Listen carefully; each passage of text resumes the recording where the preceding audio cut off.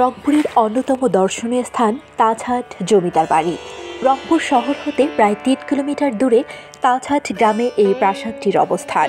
সুদূর পাঞ্জাব থেকে রাজা মান্নালাল রায় রংপুরের প্রসিদ্ধ মাহিগঞ্জে স্বর্ণখচিত তাজ ব্যবসার উদ্দেশ্যে এসেছিলেন। তার মনোমুগ্ধকর তাজ এখানকার হাটে বিক্রি করায় স্থানটির নাম হয়েছে তাজহাট।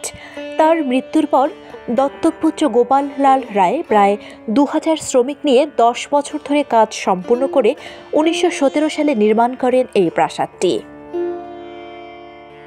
প্রাসাদের সম্মুখে নজর কাড়ে সৌন্দর্যবর্ধক ঝর্ণা। প্রাসাদটি প্রায় ২১০ ফুটের মতো প্রশস্ত ও ৪ তলার সমান উঁচু। এর গঠনশৈলী প্রাচীন মুঘল স্থাপত্য থেকে অষ্টভুজাকার ঘাড় সহ একটি পাঁজর শঙ্কুযুক্ত গম্বুজ দ্বারা সাজানো, যা প্রাসাদটিকে দৃঢ়তা প্রদান করে। মনোরম সিঁড়ির উভয় পার্শ্বের রেলিংগুলোতে রোমান সাম্রাজ্যের মূর্তিগুলোর বিভিন্ন ভাস্কর্য দিয়ে অলঙ্কৃত ছিল, যা বিলীন হয়ে গেছে অনেক আগেই। দ্বিতীয় তলা বিশিষ্ট এই প্রাসাদটি ইউ আকৃতির মতো। এর ভেতরে রয়েছে প্রায় ২২টি কামরা। ইতালি থেকে আমদানি করা দামি শ্বেত মার্বেল পাথরের ৩১টি সিঁড়ি বেয়ে দ্বিতীয় তলায় উঠলে রয়েছে জাদুঘর।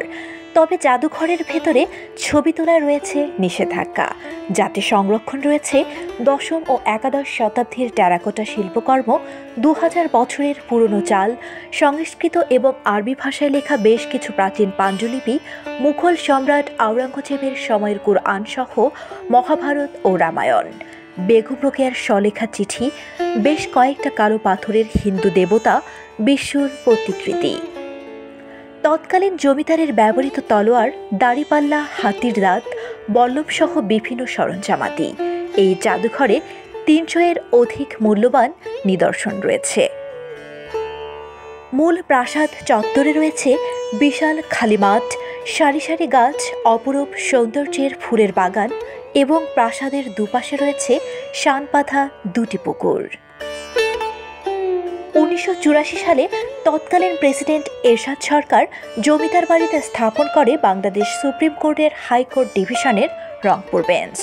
১৯৯২ সালে হাইকোর্ট বেঞ্চ প্রত্যাহার করার পর ১৯৯৫ সালে জমিদার বাড়িটি প্রত্নতত্ত্ব বিভাগের কাছে হস্তান্তর করা হয়। পরে ২০০৫ সালের ২০ মার্চ রংপুর জাদুঘর স্থানান্তর করা হয় তাজহাট এই জমিদার বাড়িতে। অতীতের এই জমিদারি প্রথা উচ্ছেদ হয়েছে অনেক আগেই। পড়ে আছে দৃষ্টিনন্দন বিশাল প্রাসাদ, চারিদিকের এই রাজার হাকডাক আর ফরমায়েশ, এমনকি কানে আসে না অ্যাসেস্টের ভেতর নির্যাতনের ভয়ানক চিৎকার।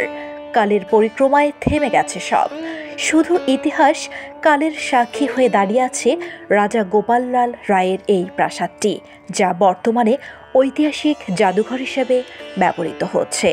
নজর কাটছে স্থানীয় সহ দূর দূরান্তের পর্যটকদের আকর্ষণীয় স্থান হিসেবে। বর্ণালী জামান, বার্তা 24, রংপুর।